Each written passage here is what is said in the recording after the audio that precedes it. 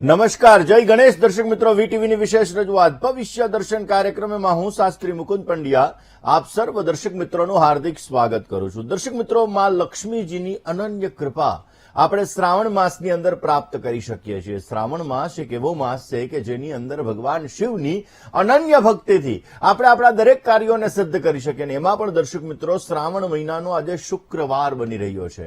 આજના દિવસની અંદર કરેલી ઉપાસના, કરેલી આરાધના, કરેલા મંત્રના જપ આપણા જીવનની અંદર માં લક્ષ્મીજીની અનન્ય કૃપા પ્રાપ્ત કરાવે છે.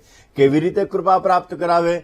માં લક્ષ્મીજીની અનન્ય કૃપા પ્રાપ્ત થવાથી આપણી કર્જની સમસ્યા હોય કે નાણાકીય સમસ્યા હોય, આ દરેક પ્રકારની સમસ્યાઓ કેવી રીતે દૂર થઈ શકે? અને આ શ્રાવણ માસની અંદર આજે શુક્રવારના દિવસે કયા એવા બહેતરીન ઉપાયો આપણે કરવા જોઈએ કે જે ઉપાયો આપણા જીવનની અંદર માતા લક્ષ્મીના આશીર્વાદ પ્રાપ્ત કરાવે અને માતા લક્ષ્મીની અનન્ય કૃપા પ્રાપ્ત કરાવે. આમ તો એવું કહેવાય કે ગજલક્ષ્મી સહિત અષ્ટલક્ષ્મી આપણા જીવનની અંદર મનોકામનાઓને પૂર્ણ કરે છે. અને એટલા માટે દર્શક મિત્રો, આજે ઓગસ્ટ મહિનાના 1 તારીખે શુક્રવારના દિવસે આજે આપણે કયા એવા ઉપાયો કરવા કે જેથી માં લક્ષ્મીજી આપણા દરેક કાર્યોને સિદ્ધ કરી શકે, જેથી માં લક્ષ્મીજી આપણા કાર્યોને સિદ્ધ કરીને આપણી મનોકામનાઓને પૂર્ણ કરી શકે. આ દરેક વિષય ઉપર આપણે ચર્ચા કરવી છે, પરંતુ શરૂઆત આજના પંચાંગથી કરીએ. દર્શક મિત્રો, આજના પંચાંગની જો વાત કરવામાં આવે તો આજે તારીખ 1/8/2025 અને શુક્રવારનો આજે દિવસ બની રહ્યો છે. શ્રાવણ માસ શુક્લ પક્ષ અને એની અષ્ટમી કહેતા આજે 8મી તિથિ છે. સ્વાતિ નામનું નક્ષત્ર છે, શુભ નામનો યોગ છે, વિષ્ટિ કહેતા ભદ્રા નામનું આજે કરણ છે. ભારે ભાર રાશિઓનું ભવિષ્ય કથન જેના આધાર ઉપર કહેવામાં આવશે એવું ચંદ્રમાનું ભ્રમણ આજના દિવસની અંદર તુલા રાશિની અંદર રહેશે. એટલે આજે જે કોઈ પણ બાળકોનો જન્મ થશે તેમની રાશિ તુલા રહેશે, જેના અક્ષર ર અને ત રહેશે. તો આજે જન્મનાર બાળકોનું ભવિષ્ય સુંદર, સુખમય, આનંદમય, હર્ષમય, લાભમય રહે તેવી ભગવાનના ચરણોની અંદર પ્રાર્થના સાથે જય ગણેશ. દર્શક મિત્રો, વાત આજે આપણે કરી રહ્યા છીએ શ્રાવણ માસના શુક્રવારની. દર્શક મિત્રો, શ્રાવણ મહિનાની અંદર ખાલી વ્રતનું મહત્વ નથી, ખાલી પૂજા પાઠનું મહત્વ નથી, પરંતુ આધ્યાત્મિક લેવલે જોવા જઈએ તો પણ આ મહિનો બહુ જ ઉત્તમ ગણવામાં આવે છે. દર્શક મિત્રો, આપણી એક બોડીની એનર્જીને ક્રિએટ કરવા માટે આ માસ આપણા જીવનની અંદર દરેક કાર્યોને સિદ્ધ કરી શકે છે. દર્શક મિત્રો, એવું કહેવાય છે કે શ્રાવણ મહિનો સંસ્કૃતિનું રક્ષણ કરવા માટે અને શ્રદ્ધાનું પ્રતીક અને સંસ્કૃતિનું પ્રતીક ગણવામાં આવે છે. શ્રાવણ મહિનાની અંદર દરેક વ્યક્તિ ભગવાન શંકરના મંદિરે જાય છે, ભગવાન શિવના મંદિરે જઈ ભગવાન ભોળિયાનાથની આરાધના કરે છે. મહેશાન્ના પરો દેવો મહિમનો ના પરાસ્તુતિ અઘોરાન્ના પરો મંત્રો નાસ્તિ તત્વમ ગુરુ. એ ભગવાન ભોળાનાથની આરાધના, એ ભગવાન ભોળાનાથની પૂજા કરવાથી દરેક વ્યક્તિના મનના મનોરથ પૂર્ણ થાય છે. કારણ કે ભગવાન શિવ એના મસ્તક ઉપર અર્ધચંદ્રાકાર છે. મનને કાબુમાં રાખવા માટે, મનની ઈચ્છાઓને પૂર્ણ કરવા માટે ભગવાન શિવની આરાધના વિશેષતઃ લાભદાયી છે.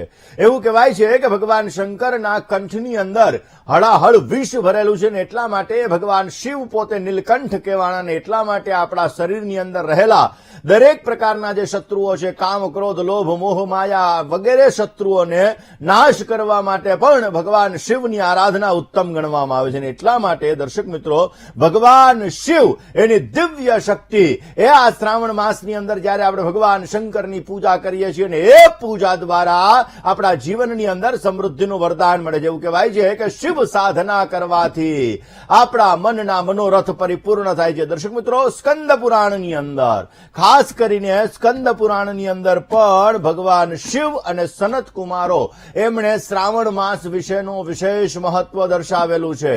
શ્રાવણ માસની અંદર જયારે ભગવાન શંકરે સનત કુમારોને કીધેલું છે કે શ્રાવણ માસ મને અત્યંત પ્રિય છે.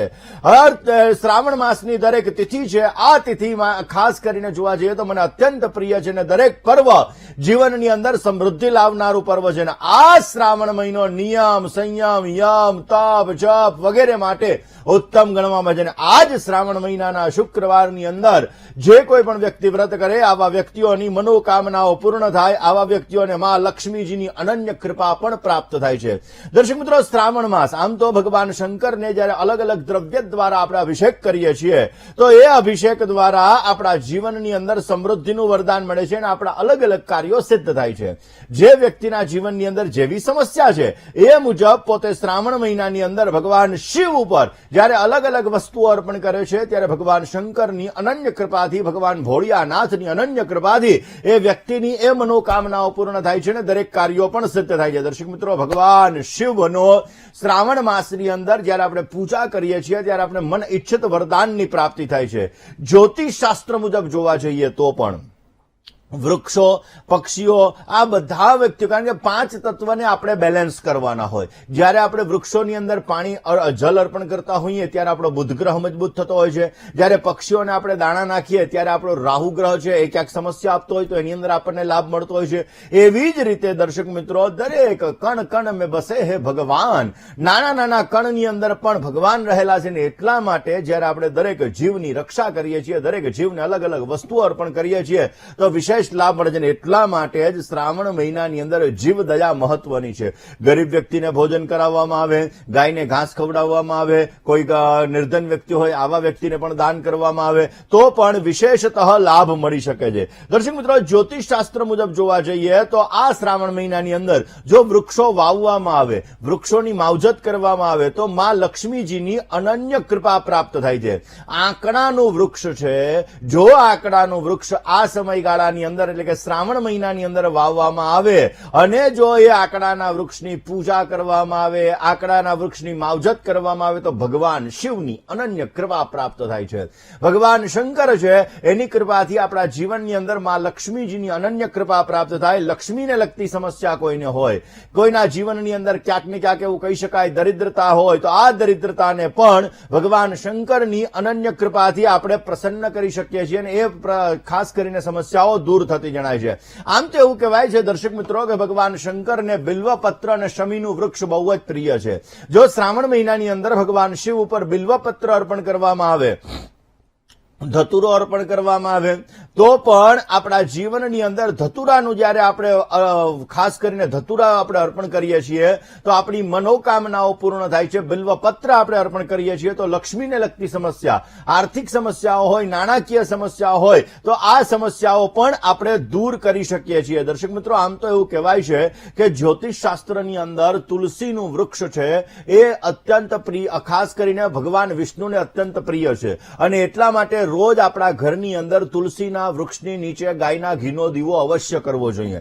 દર્શક મિત્રો, ખાસ શ્રાવણ મહિનાની અંદર તમે ગાયના ઘીનો દીવો તુલસીના વૃક્ષની નીચે કરો. તમારા ઘરની અંદર બિલ્વપત્રનું ઝાડ તમે વાવ્યું હોય તો સારું છે, નહીતર ભગવાન શંકરના મંદિરે બિલ્વપત્ર અર્પણ કરો અને તમારા ઘરની અંદર જો બિલ્વપત્રનું ઝાડ હોય તો એ બિલ્લીના ઝાડનું જે ખામણું છે એ ખામણાની અંદર એક શિવલિંગ બનાવો, એ શિવલિંગની તમે પૂજા કરો તો આ વસ્તુ કરવાથી તમારી આર્થિક સમસ્યાઓ, આ સમસ્યાઓ દૂર થાય છે, માં લક્ષ્મીજીના આશીર્વાદ પ્રાપ્ત થાય છે, આરોગ્યનું વરદાન મળે છે અને અવશ્ય તમારા જીવનની અંદર ઉત્તમ પ્રકારનો લાભ મળતો હોય છે.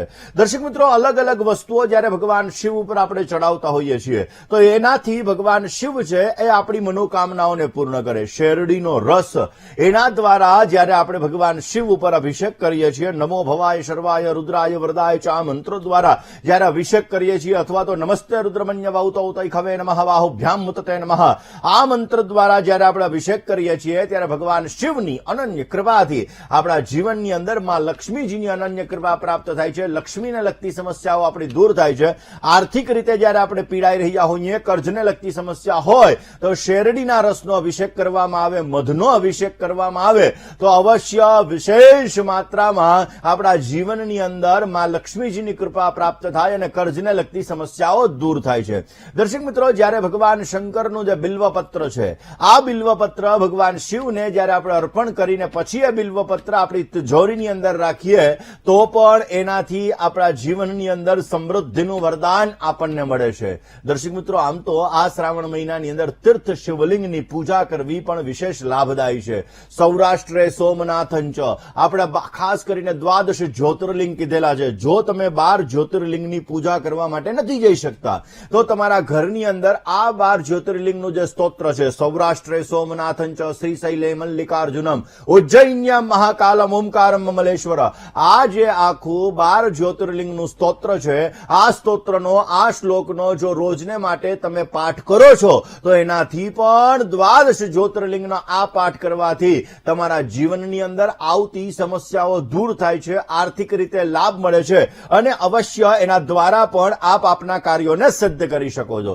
દર્શક મિત્રો, ખાસ કરીને આ શ્રાવણ મહિનાની અંદર અમુક નાના નાના એવા ઉપાયો હોય છે કે જે ઉપાયો કરવાથી પણ આપણા જીવનની અંદર સમૃદ્ધિનું વરદાન મળતું હોય છે.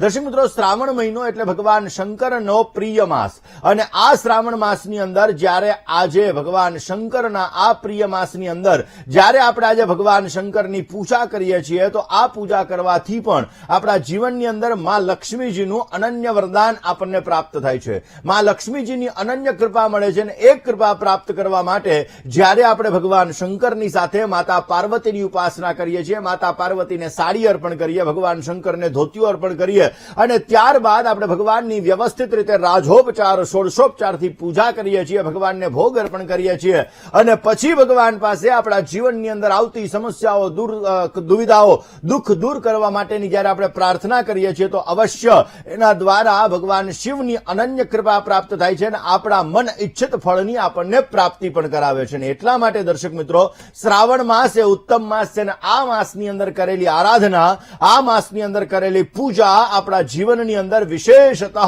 લાભદાયી છે અને અવશ્ય આપણને સારો લાભ આપી શકે છે. નાના નાના